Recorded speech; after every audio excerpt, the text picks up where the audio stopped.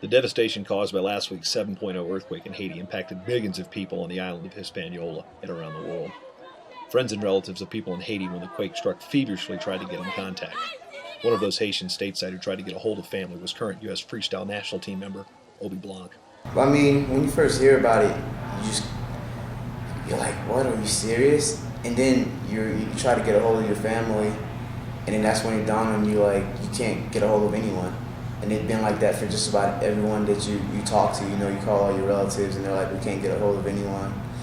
So, like, the lack of information, your mind kind of starts to run, and, you know, that's when you kind of really think about it, and kind of slows you down, thinking of the worst, basically, because you can't get any information.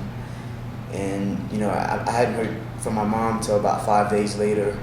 And my first day here, about 1 a.m., she gave me a call, and that was like the best wake-up call I ever got, I guess. And I found out that her and my 3 sisters were okay, and they'd made it out of the city and stuff. So I was pretty happy about that. And we also found out my one uncle, one of my cousins, had passed from the quake. But as far as we know, is like my whole family. That's all we know so far. It's still hard to get in touch with people, but I mean, we're just praying and trying to stay strong. And with what I heard about today, with the aftershock, and just makes you wonder, you know, when is it over?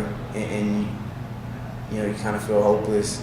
Just praying basically that that was the end, and everything starts to get better from here on out.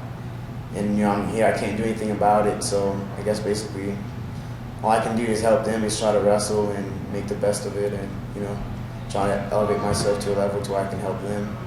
How much of the news coverage were you following as soon as you heard about it? Were you glued to it, or what was the whole scene there?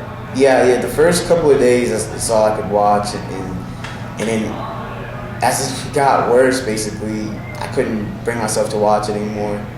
You know, just seeing the mass amount of bodies and just everything that was going on, it seemed like every time you turn on the news, it got worse and worse, you know. So I was just like, to help my spirit out, and just I wouldn't watch, and I was like, well, I basically got to brace myself. Like, if anything happened, you know, you can't really do anything about it now. It's like all you can do is hope, and hope that you get some good news, and hopefully that's what happened. But watching the news, it was just too much to take, you know, just seeing all those people, and I mean, you can't stand there without crying, just you just see so many people in pain and the large amount of loss. So I couldn't watch it for a while, and now I'm bringing myself to watch some, and it's more positive news now.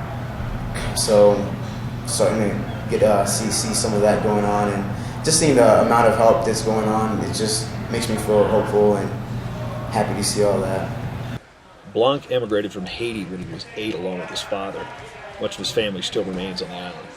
My father and I came over, and I guess it was through political asylum. I didn't know too much back then, I was young, but we basically came when I was 8, and first we lived in Oregon, out of all places, and then we moved to Florida, where I had a lot of family and stuff, and then I actually got to go back in '03, and that was the last time I went back.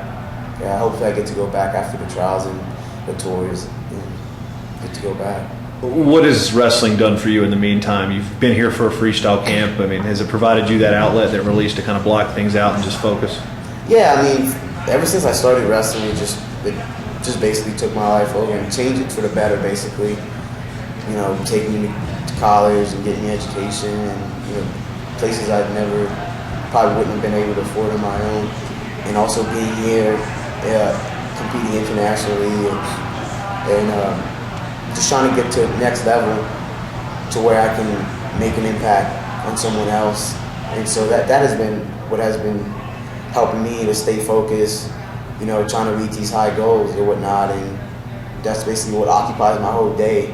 So basically kind of takes me away from that. And then when I do get a chance, I try to get in touch with my family if I can, and then back to wrestling. So wrestling, excuse me, has been that sanctuary for me right now, because all you can do when you're not wrestling is just think and let your mind run. So it's kind of been a good outlet for me, very good.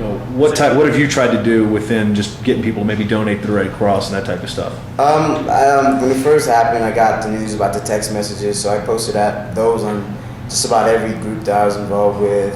All my friends letting them know. And right away, there's about 6 Haitians at Oklahoma State, and we got together with the Red Cross and set up a fundraising event, which has been going very well. We started last week, and throughout this week it will continue. And a lot of students have showed a great amount of support. The media there has been spreading the word. Buddy of mine in football also, he's been getting involved. And just stuff like that. I got a lot of people within the wrestling community that have offered to help me out. Kerry Colott helping me out, stuff like that. My coach at Oklahoma State, people from back home. Everyone's basically getting involved and being that support group for me, and I really appreciated, all the prayers, and that's all I can really ask for. Being over here, that's all I can do. Reach out for their support and hold on to that. Yes. What do you want to say to the American public and wrestling fans around the country about helping out in Haiti? Just get involved. I mean, we are a global community when you think about it, and when you're in need, what do you want? You want someone to help you out, and that's what all those people need, is someone to help them out, and do what you can. And if you feel it's a prayer or that you can make donations, do that. Whatever you can do, it's always appreciated, and just they're out there counting on you. Whatever you can, everyone in Haiti would greatly appreciate it, and I would so.